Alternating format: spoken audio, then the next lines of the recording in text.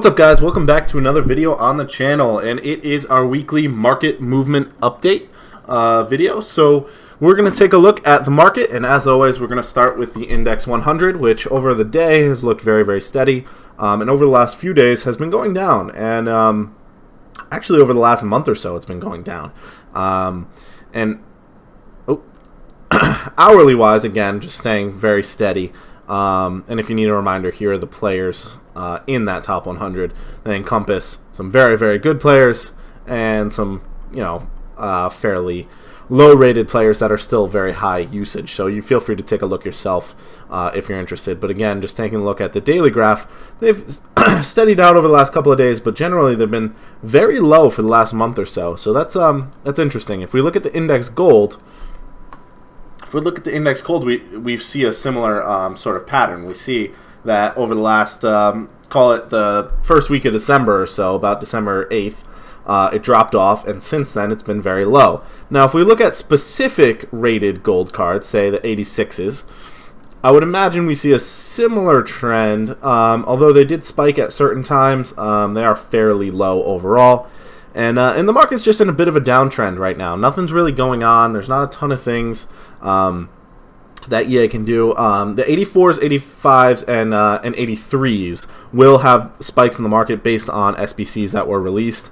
But right now, I don't believe there's any SBCs out that would affect prices very much at all. Now, these were doing kind of the opposite.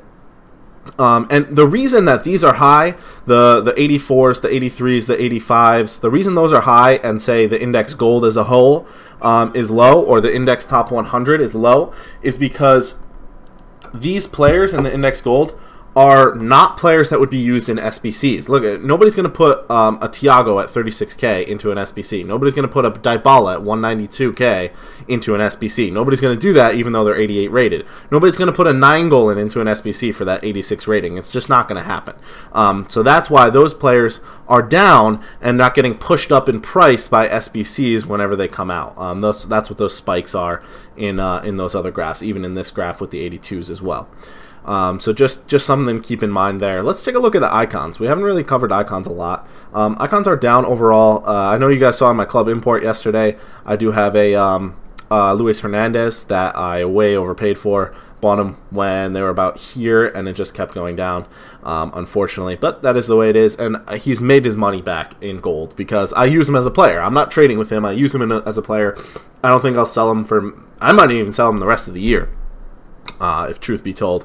So I'm really enjoying using him, and I actually recommend now being a good time to buy Legends. So you look back at the last 2 months, Legends are about as cheap now as they have been in the last 2 months. They were slightly lower, and the market's chilling right now. And I don't see a reason why it might go down in the near future. So somebody like Michael Owen might be a good guy to buy. Carlos Puyol, because he's gone down a little bit over the last couple of hours, couple of days. Mark Overmars might be a good one. Actually, let's take a look at Mark Overmars. This is his lowest rated one.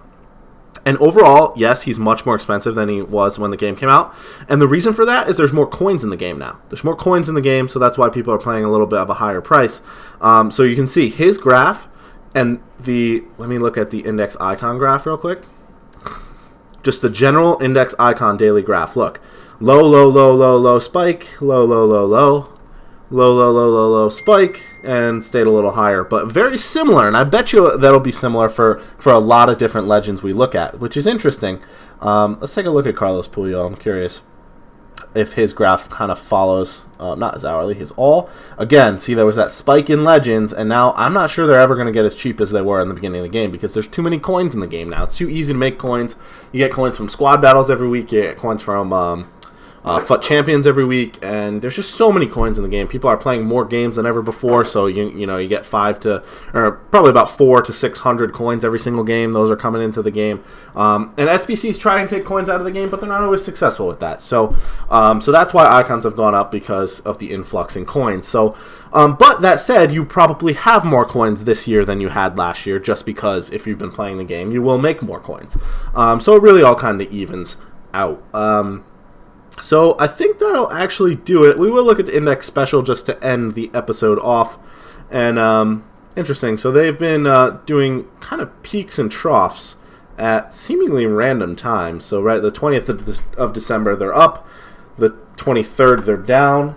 The 26th, they're back up. The 30th, they're back down again. So very interesting why or how they're moving in that fashion. But that'll about do it for this episode.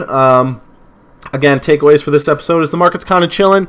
Might be a good time to buy icons. Might be a good time to buy gold player cards, like that 9 goal we were talking about, like maybe a Lewandowski 131. I bought him just a few weeks ago for like 180. It was crazy, and he's just gone down so much.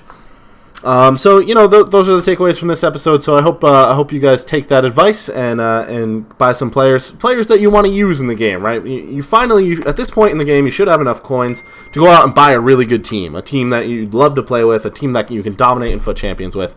So now might not be a bad time to do it. It may not be the ideal time, but I don't think you'll lose too many coins if you buy now. So that'll wrap up this episode of Market Movement. So I hope you guys enjoyed, and I'll talk to you guys in the next episode.